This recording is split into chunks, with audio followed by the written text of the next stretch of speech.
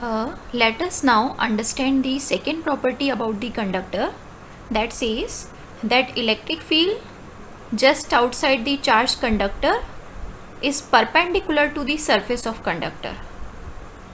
That means we have to prove that if a charged conductor is given, then electric field should be perpendicular to its surface everywhere. So how it can be proved? So we will be taking just opposite to the statement case. That means suppose we will take that electric field is not perpendicular to the surface. Suppose electric field is at some angle with respect to the surface of the conductor. So this is the tangent drawn to the surface. So with respect to this surface or tangent, the electric field is at some angle theta. Now because the electric field is at some angle theta, which is not 90, so we can resolve E vector into two directions. Two perpendicular directions are normal to the surface and along the surface. So this component which is along the surface, because it is with theta, so E cos theta will be the component present here, and the perpendicular component will be E sin theta. Now let us talk about this E cos theta. Since it says that electric field is present along the surface of the conductor, and under the electric field always the charges move. So if this is a charged conductor and electric field is also present along its surface, so due to the electric field E cos theta, the charges will start moving on the surface, which will make the surface current.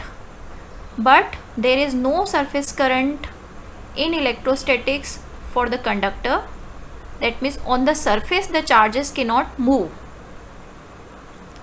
So this property says that what we assume that E is at some angle other than 90, that is wrong.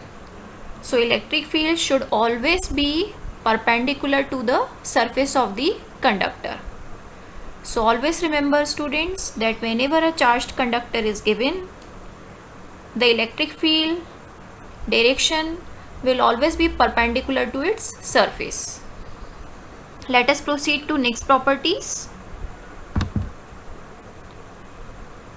Property number 3 says that net charge in the interior of the conductor is 0.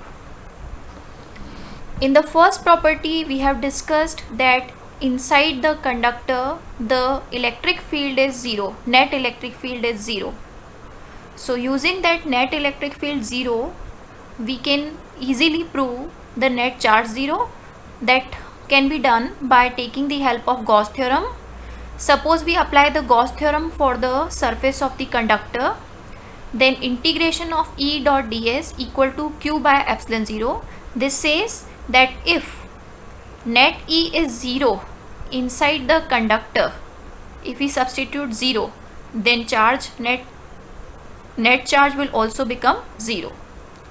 So in the interior of the conductor, net charge is always 0. And the similar property is property number 4, that charge always resides on the surface of the conductor. So the meaning is, suppose if we give any extra charge to the conductor, this is that extra charge which we want to give to the conductor. Will this charge remain inside the conductor or will it remain only on its surface? So the answer is simple. As we give a charge to the conductor, like here we are giving positive charge. So since positive charges are like charges, so they cannot remain together nearby. So they will repel each other, and finally these two charges, any two charges, will try to remain at maximum distance from each other. So they will appear on the surface of the conductor for maximum separation. So this way the charge always resides on the surface of the conductor. Okay, let us proceed to property number 5. This says that surface of the conductor is equipotential surface.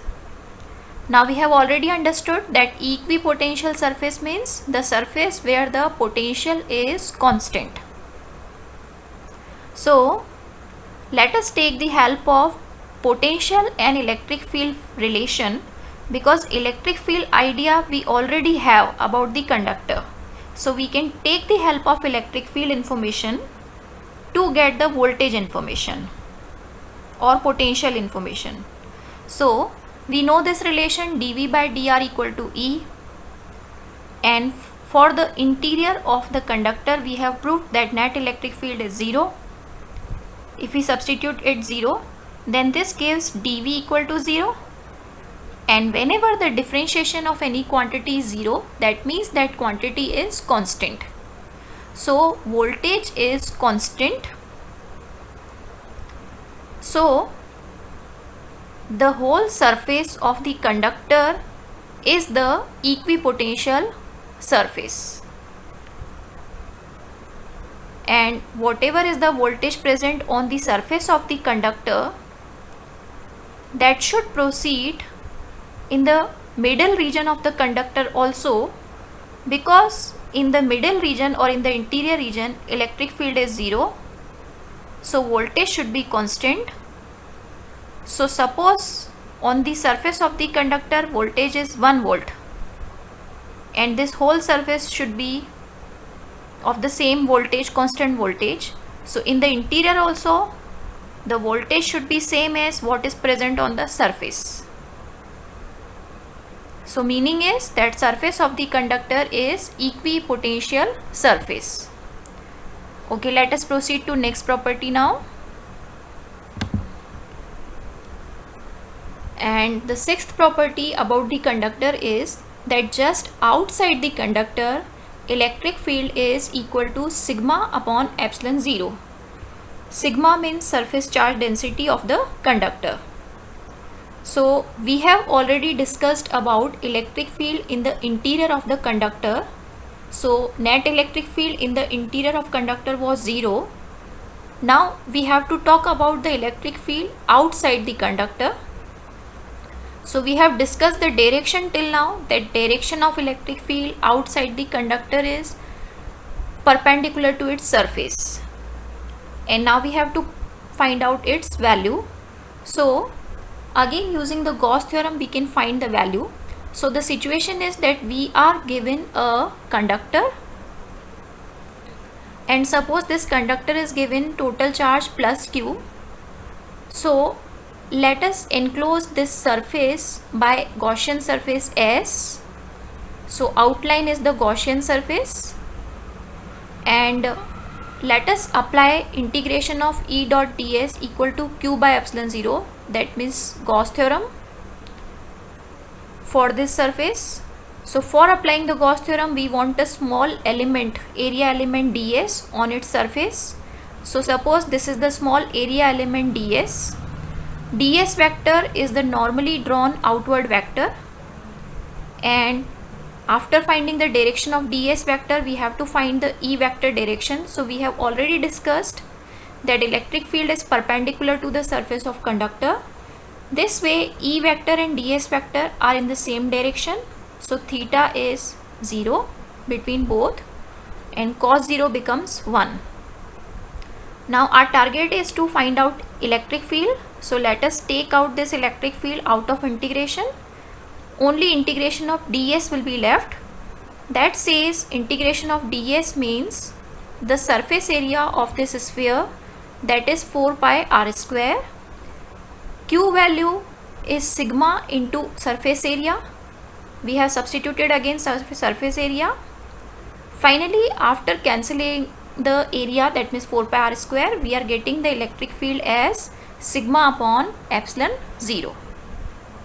So this way we have discussed here the properties of the conductor or its behavior in the electric field, and we have discussed about electric field in the interior and just outside the conductor.